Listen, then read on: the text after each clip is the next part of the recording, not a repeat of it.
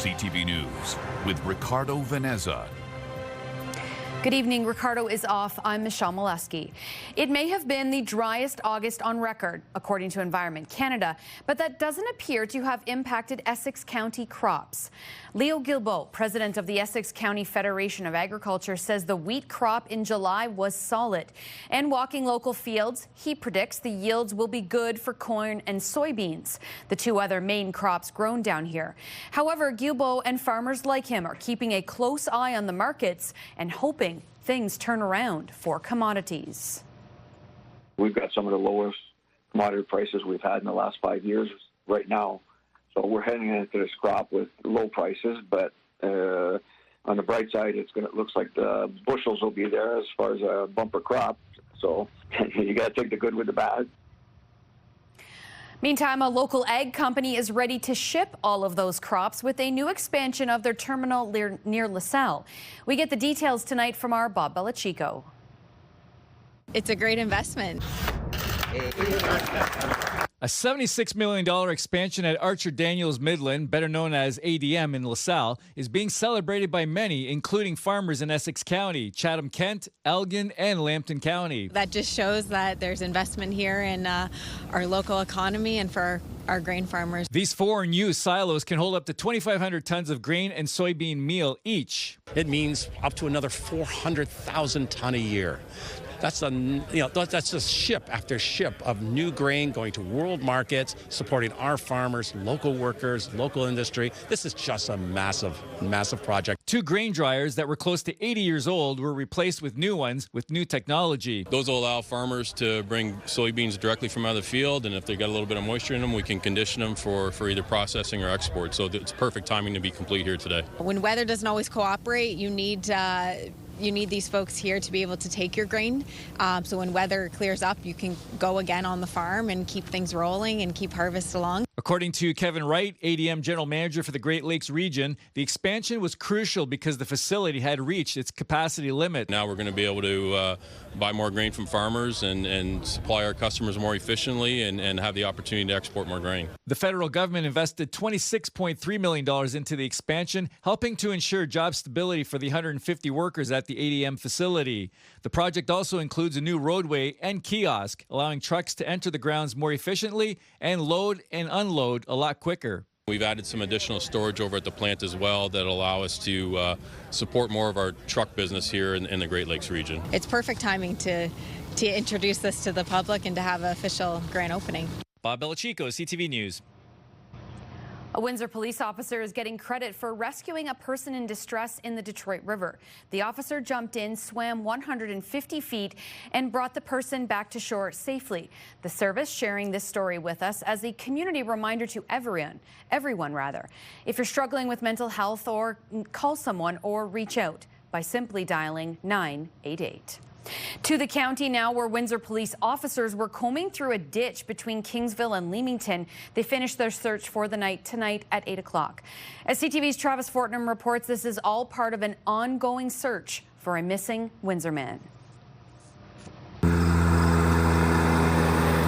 Windsor police officers getting out of the city Thursday and into ditches up near Leamington. They're out here right now searching the roadways, the ditches, for anything that could lead us to or give us some sort of indication as to where David Paveo may be. David Paveo missing since August 14th, last seen on Brock Street. Staff Sergeant Joe Fadul says he's known to police, but not known to frequent the area in which Thursday's search was focused. He couldn't say what led them to the area, but acknowledges it is unusual for the service to take a field trip like this. It is OPP's jurisdiction. We've made them aware. They're fully aware we're out here. I don't know myself, unless anybody knows otherwise, of us coming out here very often. Unfortunately, we go with where the evidence leads us, and today we're here in Kingsville. We actually might be standing in Leamington right now, but it's where we're at. Time will tell what, if anything, investigators turn up, but Fadul says they're not specifically looking for Paveo himself. They're asking anyone who might have seen the 37-year-old, described as black, light complexion, about 5'9", medium build with tattoos on both arms, to call police or Crime Stoppers. And for county residents along the search area, officers want to know if anything stood out around the time of his disappearance. Anyone or anything that didn't seem to belong belong. Especially around the 14th, 15th, 16th, anybody that didn't belong in the neighborhood. It seems like a lot of people know their neighbors. If they've seen somebody that didn't look like they belonged, we'd love for them to call us. Travis Fortnum, CTV News. Back in the city, drivers are frustrated, but business owners are worried and scaling back because of that massive redevelopment of Howard Avenue where it becomes provincial. As our Stephanie Mazzotti reports, owners want answers from the city. Construction aimed at easing traffic flow near the Roundhouse Centre, Devonshire Mall intersection, and Union Square Plaza is causing major headaches. Instead, frustrating drivers, shoppers, businesses, and their employees.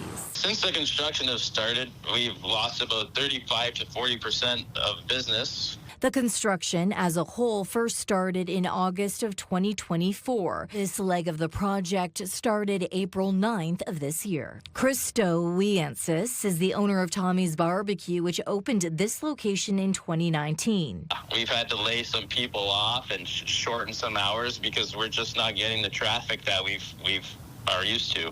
Neighboring stores are also being impacted. I was working around 20 hours to 25 a week, but now it's like due to the construction and just like the less people in the store, I have to go down to like 12-ish hours.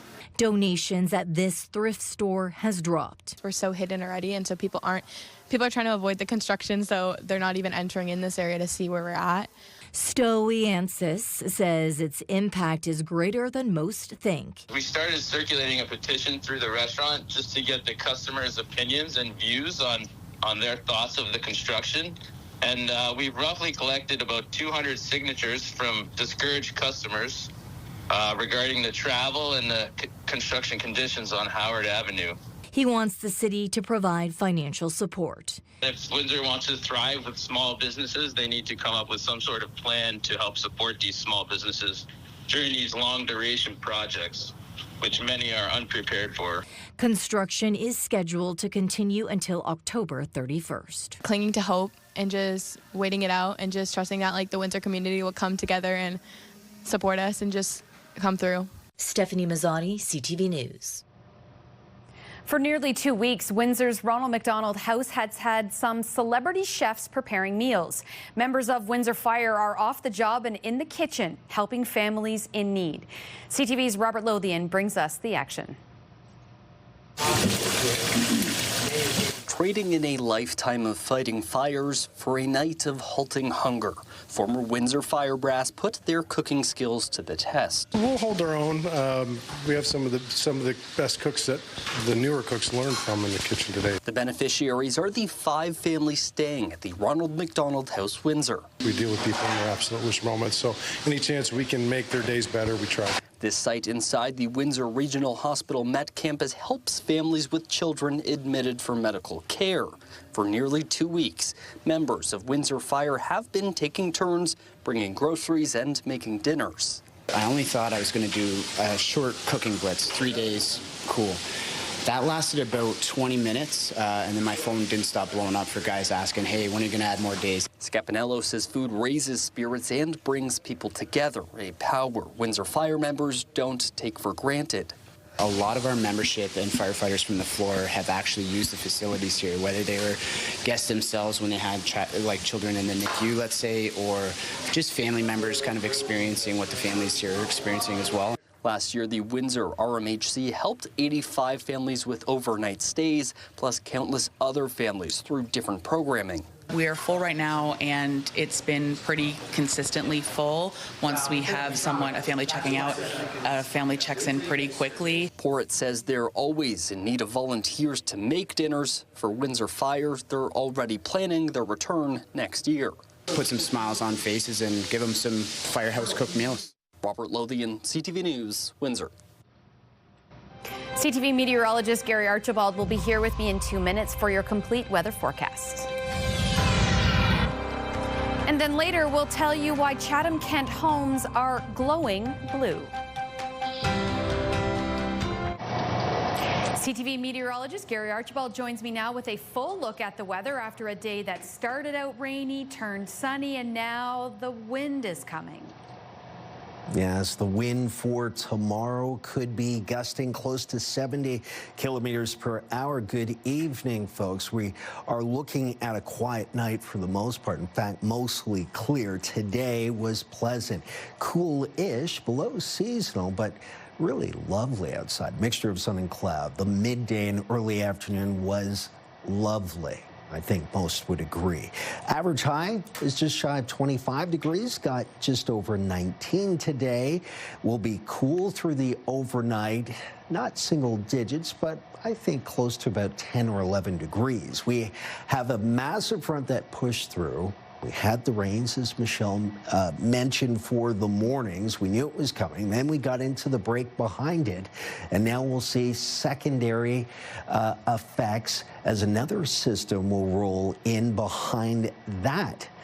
And I think the next couple of days will be a mixture of sun and cloud and scattered showers across much of southern Ontario, with temperatures fluctuating just above the 20-degree mark for daytime highs. The rainfall tallies projected through Friday are not impressive, at least for extreme southwestern Ontario. I'm anticipating if we do see rain at all tomorrow afternoon, say between 3 and 6 p.m. towards the early evening, it will be very light. And even at that, there's only about a 30% chance in terms of the probability factor. The overnight temperature down to 10 degrees across the region.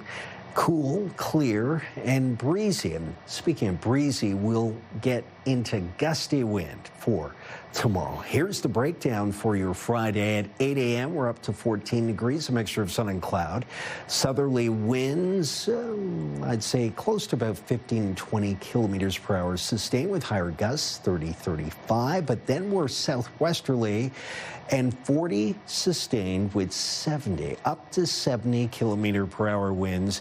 And that could begin late morning, certainly through the noon hour and beyond towards the latter stage of the afternoon into the evening. So a windy day. The second point that I want to make is the nights or early mornings technically will be getting cooler as we head towards next week. We'll see sunshine in part for the weekend. Saturday, a high of 21, a nice sunny day there. More cloud, chance of showers on Sunday, 20 degrees. And look at Monday, 20 and sunny, 21 rather, 8 is the low. And we'll be hovering around single digits to start things off early next week. Tuesday, Wednesday, Thursday, temperatures between 22 and 24 and some cloud mixed in for good measure. That's a look at your 7-day forecast. Thanks so much, Gary. Well, nurses aren't pleased. Ontario hospitals relieved with an arbitrator's settlement. 60,000 hospital nurses were awarded a wage increase of 5.25% over 2 years. Their union leaders say they are disappointed the arbitrator declined to agree to staffing ratios. The Ontario Hospital Association is relieved, noting nurses had their pay go up by more than 21% in the last 5 years. And they say the system has added 7,500 nurses since 2019-2020. The union, meantime, says their fight isn't over just yet. We're prevented by law from striking in most sectors, 90% of us. But that doesn't mean we aren't going to take action. We're going to challenge this in any way we can legally, and we will be looking to see what else we can do in the coming days. To federal politics now, where Prime Minister Mark Carney says they're facing tough budget choices. As CTV's Judy Trin will tell us, the Liberals say major spending cuts are on the table, but so is an agenda to build big. C'est un budget d'austérité et d'investissement. Delivering the Prime Minister's vision of a budget with both austerity and investment measures falls on Finance Minister François-Philippe Champagne. He was asked if spending restraints would result in job losses in the public sector. There'll be adjustment in different places, but at the same time, we're going to be empathic to make sure that we're always there for Canadians. Cabinet ministers met behind closed doors to find money for major projects and defense, and to present what savings they found. The Carney government is aiming to cut day-to-day spending of up to 15% over the next 3 years. Federal unions call the move reckless. I think that public service cuts can do a real harm to Canadians because the public service is there every day to serve Canadians and to protect them and to keep them safe. The number of federal public servants has grown by more than 100,000 workers in a decade. The data shows that as of June, there were more than 357,000 public servants. We're certainly looking to see what the government proposes to do around addressing workforce, whether that's a direct cut or more of a careful attrition and reprioritization. He's doing neither investment nor austerity. What he's doing is even more bureaucracy and spending. Complicating matters, the government will take in billions less in revenue this year. After Donald Trump complained, the Prime Minister dropped the digital services tax and the retaliatory tariffs against the U.S. Judy Trin, CTV News, Toronto. New data today shows Canada's trade deficit is shrinking, but it's still bigger than it was at this time last year. According to StatsCan, the merchandise trade deficit in July was at $4.9 billion. That is smaller than the previous month's $5.9 billion, but much higher than the same period last year. Overall, exports rose by just under 1% to $61.8 billion in July. And as tariffs remain on the table, Essex County Council decided to try to get some funding to help local companies. They plan to apply for money through Ontario's $40 million grant program to help companies find new customers or diversify their operations. Options include transforming the region into a more diverse manufacturing hub for things like defense, aerospace, or clean technologies. This fund was created by Ontario just this past May.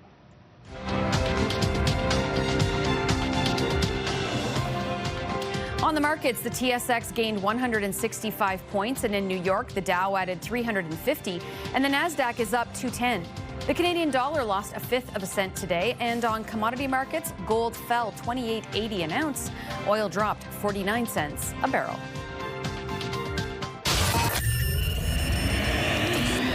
X marks the spot where it all began.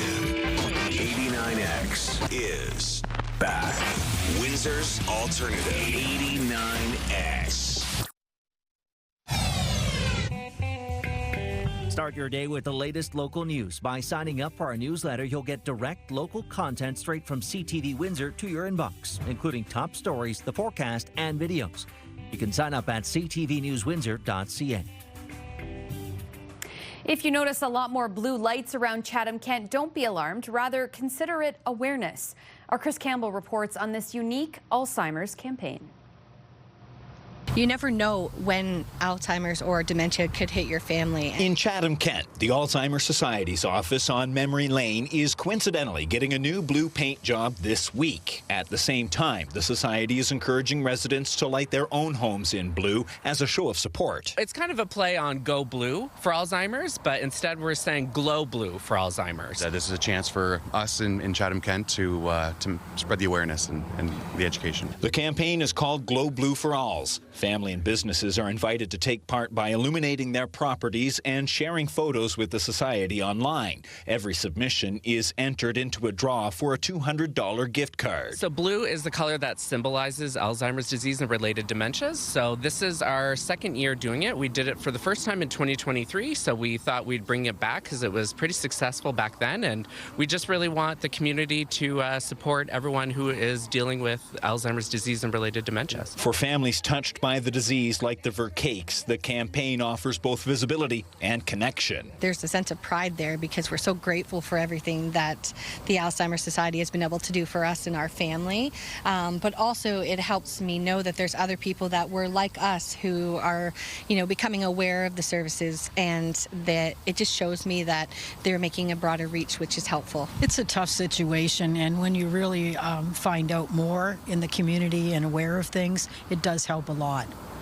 Yeah, and we appreciate it. World Alzheimer's Day is September 21st, but the Glow Blue campaign runs nearly all month. The contest closes at 4:30 in the afternoon on September 26th, with a winner chosen at random on September 29th, helping shine a light on an illness that impacts thousands of families across southwestern Ontario. There's so many more we could be reaching, and that's part of this campaign, is to get that awareness out there. In Chatham-Kent, Chris Campbell, CTV News. Today we learned that Giorgio Armani has died. The 91-year-old Italian fashion designer modernized elegance, and some would say transformed the definition of luxury. CTV's Adrian Goebel on the man who built an empire. His indelible touch is tightly woven into the fabric of all things fashion. The man who became a mogul began his career as a merchandiser at an Italian department store. He went from buying clothing to eventually designing them for various companies. In 1975, a business partner convinced him to start his own fashion line, which would eventually become synonymous with style and fashion culture the world over. Rolling? We're ready to go. Okay. Canadian fashion journalist Jeannie Becker covered Armani's rise across the globe, even dedicating a section of her book to their time together. And see Giorgio Armani hovering near the elevators. As you read those words in your book and you reflect back on the time you spent with Giorgio Armani. I just had such fondness for him. You could ask anyone in the fashion business. No one would have a bad word to say about Armani. It wasn't in your face fashion. Clothes that were totally empowering. Check these shoulder pads. This is an old Armani jacket I've hung on to. In those personal moments when you were sitting down with Giorgio Armani, what will you remember? I will remember what I always remember about every great person I've ever sat down with, and that's their kindness and their generosity of spirit. And he certainly had that. Was Armani one of one? Oh, yeah, absolutely. Absolutely. A true original. It was a time. It was such a time in fashion, an era that I don't think will ever be replicated. Armani once shared that his greatest weakness was his inability to relinquish control. In a brief joint statement, his family and fashion house shared their commitment to protecting what he built and carrying it forward. Giorgio Armani was 91 years old. Adrian Goebel, CTV News, Toronto.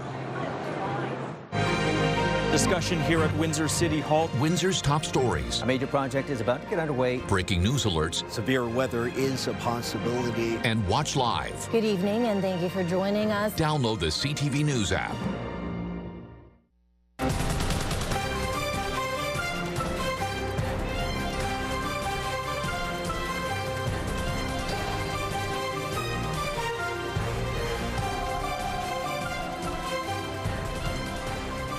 CTV meteorologist Gary Archibald joins me one last time with Wake Up Weather. Michelle, I think tomorrow morning starts off fair, cool-ish, going up to a high of 24, though, which is average for this time of the year. So we'll warm up and be seasonal. But the wind, especially in the late morning and certainly through the afternoon, will be picking up out of the southwest, sustained at 40 km, with gusts in that 60 to 70, maybe 70-plus range.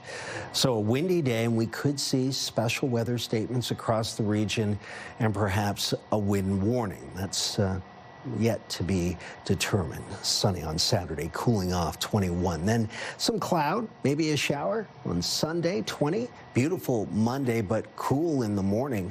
8 degrees the low, 21 the high. And then low 20s Tuesday, Wednesday, Thursday for next week. Wherever you are, have a good night's rest and enjoy your weather, your windy weather for Friday. Thanks, Gary.